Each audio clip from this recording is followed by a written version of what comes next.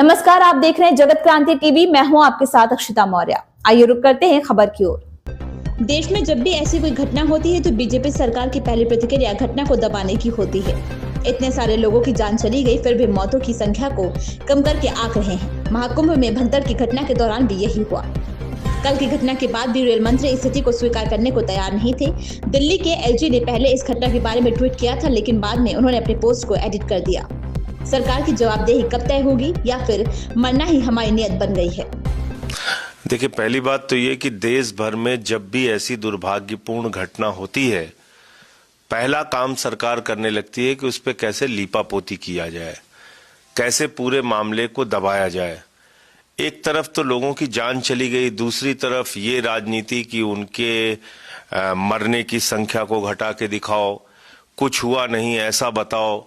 आपने देखा होगा महाकुंभ में जब घटना हुई तो 17 घंटे तक उत्तर प्रदेश की सरकार कहती रही कि कुछ हुआ ही नहीं है। और कल जो नई दिल्ली रेलवे स्टेशन पे घटित हुआ दुर्भाग्यपूर्ण घटना हुई, उसके बाद रेल मंत्री मानने को तैयार नहीं कि कुछ हुआ। दिल्ली के एलजी महोदय ने एक ट्वीट किया, 29 मिनट बाद अपना ट्वीट डिलीट कर दिया और फिर उसको एडिट करके, डिलीट तो नहीं किया, उसको एडिट करके उन्होंने भगदड़ की बात से और मौतों की बात से इनकार किया। उसके बाद जो पता चला वो ये पता चला कि प्लेटफॉर्म नंबर 12 की जगह 16 पे गाड़ी आ रही है, ऐसा अनाउंसमेंट हुआ, जिसकी वजह से वहां पे भगदड़ हुई। तो जब इतनी ज्यादा भीड़ थी, पूरा प्लेटफॉर्म खचाखच भरा हुआ था और उसकी वीडियो अब सामने आ रही है, तो रेलवे का प्रशासन कहाँ था? आरपीएफ कहाँ थी? पुलिस के जवान कहाँ थे? कहाँ उनको मैनेज करने के लिए इंतजाम किया था? कौन सी लाइनें उनके लिए बनाई गई थी? कैसे वो मतलब इतनी बड़ी संख्या में प्लेटफॉर्म पे थे और किसी को कुछ पता नहीं चला? ऐसी घटना हो गई। अब इसमें आगे मुझे लगता है कि लीपापोती ही की जाएगी पूरे मामले की, और न्याय तो मिलना नहीं है, क्योंकि जब आप कुंभ में मरिए तो कहा जाता है आपको मोक्ष की प्राप्ति हो गई, जब आप रेलवे के प्लेटफॉर्म में मरिए तो आपको कहा जाता है कि साहब इतने लोग कैसे इकट्ठा हो गए, क्या हो गया। अभी यही सब चर्चाएं चालू होंगी। मैं मानता हूं कि ये जो दुर्भाग्यपूर्ण और दुखद घटना हुई है, इसमें जो लोग मारे गए हैं, जो उनके परिवार हैं, उनको सरकार की ओर से उचित मुआवजा मिलना चाहिए।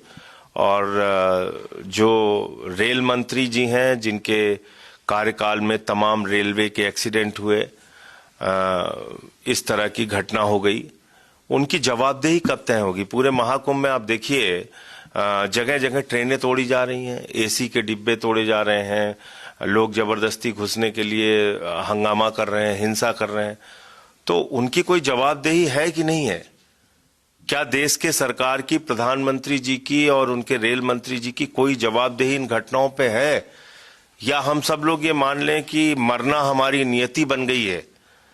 कभी नोटबंदी के बाद लाइनों में खड़े होकर मरना है, कभी कोरोना की महामारी में मरना है, कभी रोजगार मांगने पे पुलिस की लाठी से मरना है, कभी फसल का दाम मांगने पे पुलिस की लाठी से मरना है, कभी कुंभ के मेले में मरना है, कभी आग लग जाए तो मरना है, कभी फ्लाईओवर के गिरने से मरना है, कभी पुल के टूटने से मरना है, कभी रोड के एक्सीडेंट में मरना है, कभी ट्रेन के एक्सीडेंट में मरना है।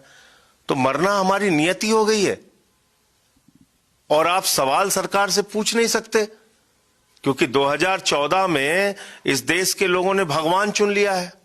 तो भगवान से तो कोई गलती होती नहीं, उनकी कोई आलोचना आप कर नहीं सकते। तो सबसे ज्यादा दुखद पक्ष यह है कि ऐसी घटनाओं से हम सीखने के बजाय उस पर लीपापोती करते हैं। अगर हमारे अंदर थोड़ा रियलाइजेशन हो, अंदर से महसूस हो कि हाँ गलती हुई है, तब तो आगे सुधार की संभावना है। लेकिन हमारी सरकार तो कुछ महसूस ही नहीं करती, उसको तो लगता है कोई गलती हुई ही नहीं है, ये लोग तो पैदा ही हुए हैं मरने के लिए, मरने दो। तो ये बहुत ही दुखद है, और मैं जो लोग मारे गए हैं उनके प्रति अपनी गहरी संवेदना व्यक्त करता हूं। ईश्वर उनकी पुण्य आत्मा को अपने चरणों में स्थान दे, और प्रधानमंत्री जी को और उनकी सरकार को ये सद्बुद्धि दे कि कम से कम जब ऐसी घटनाएं होती हैं तो उस पर लीपापोती करने के बजाय आगे ऐसा कुछ ना हो, उसको सुनिश्चित करने के लिए काम कीजिए। इस खबर में बस इतना ही। बने रहिए जगत क्रांति टीवी के साथ।